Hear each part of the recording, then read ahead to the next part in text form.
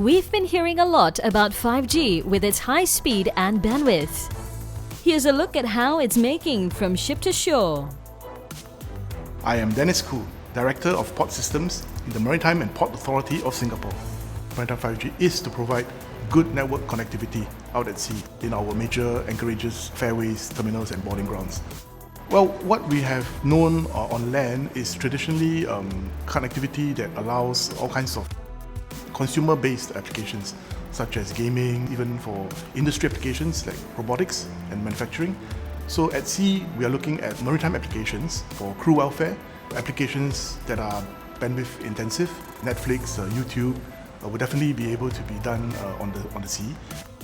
We are looking at enabling telemedicine as well as maritime drone services. So delivery of items, food, packages from shore to sea in a cheap and fast manner.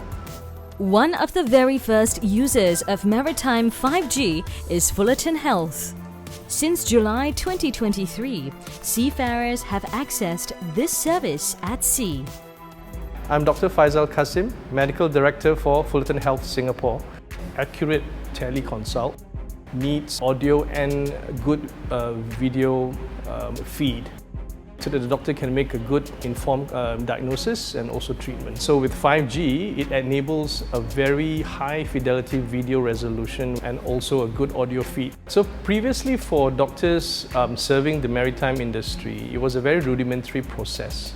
It involved SMSs and phone calls. Majority of cases, the crew themselves have to come down from their vessels, be conveyed to land and also to the nearest brick-mortar clinic. So with telemedicine, it increases access to doctors and it can be utilized whenever the crew required a consultation, and it is conducted when they are still on vessel. And we will work with our delivery partner to package the medication that's prescribed and ensure that they are delivered within the stipulated time. It can be drone delivery or even a port delivery.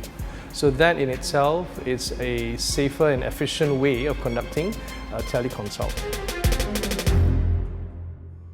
Maritime 5G as an enabler will be quite important to complement other technologies, and in the longer term we're looking at remote pilotage as well as autonomous vessels where more and more sensors that would be equipped on the vessels. For drones itself, I think we also see an evolution of the drones.